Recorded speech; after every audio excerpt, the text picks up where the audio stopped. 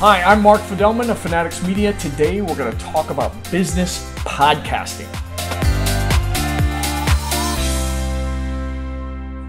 Joining me today is James Cardberry, founder of Sweet Fish Media. How are you doing today? I'm fantastic, Mark. Really excited to be here, man. So we're going to talk about business podcasting, one of your favorite topics. Yep.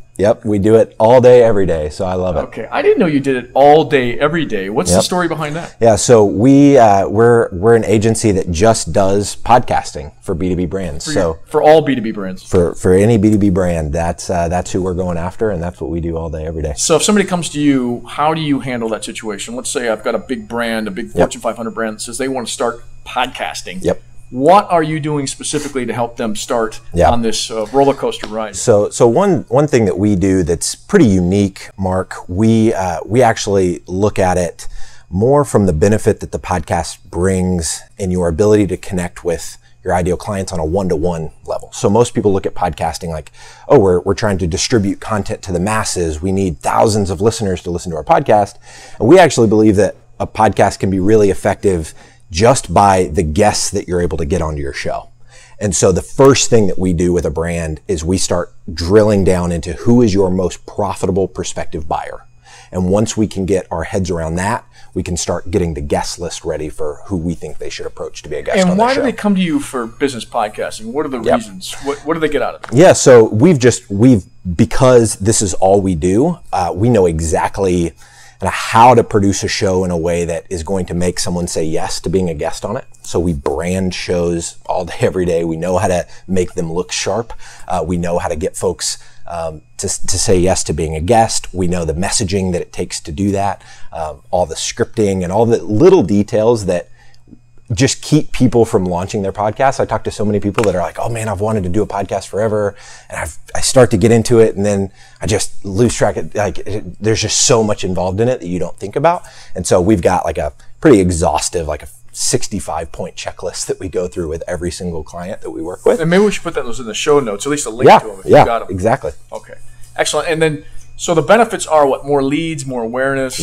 Guests that potentially they can do business with. Is that accurate? Yep. So we talk a lot about account-based marketing, and so the primary benefit that I see is this penetration into your top accounts that you're trying to get into. The second primary benefit is the hyper relevant nature of the content. So if I'm going after CMOs and VPs of marketing and I'm interviewing CMOs and VPs of marketing on my podcast, well, the content that they share is going to be relevant for other VPs of marketing, other CMOs. So I'm now a content hub that's attracting my ideal buyers to me, the basic tenets of content marketing, but I don't have to come up with any of that content. My guests are.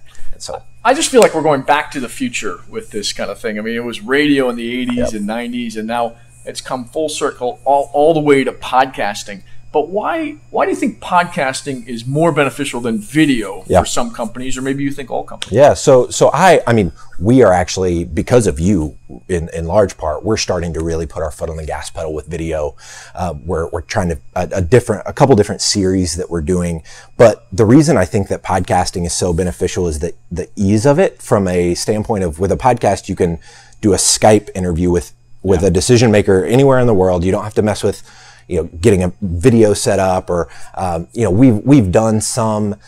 We just did Content Summit where we did a lot of video interviews, but we found that a lot of the people consuming our virtual summit, they just listen to it anyway because it's not dynamic video. It's just you're seeing somebody in the bottom right corner interview somebody that's taking up the bulk of the screen, and it's just not that compelling video. There's not a lot of editing and different things like that go into it. So with podcasting, the ease of use of just recording and being able to distribute it through the iTunes ecosystem is where we found the huge benefit of it. I also think that most people will tune into a podcast way longer, because whether it's in their car or it's at the gym, like I like to consume podcasts, as boring as that might sound to most people. I do business podcasts while lifting weights. It seems to work for me. A lot of people do. But the point is, you don't have to physically watch something. You could be doing other things. Yep, exactly. And that's where I see the benefit of business podcasting. Yep.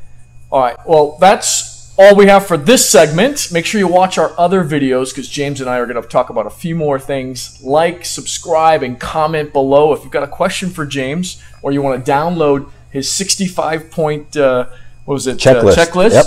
Then feel free to in the description. So that's it for now. James, any parting words? No, I mean, if you have any questions at all, feel free to email me, James@sweetfishmedia.com. I love talking about podcasting and how brands can embrace it.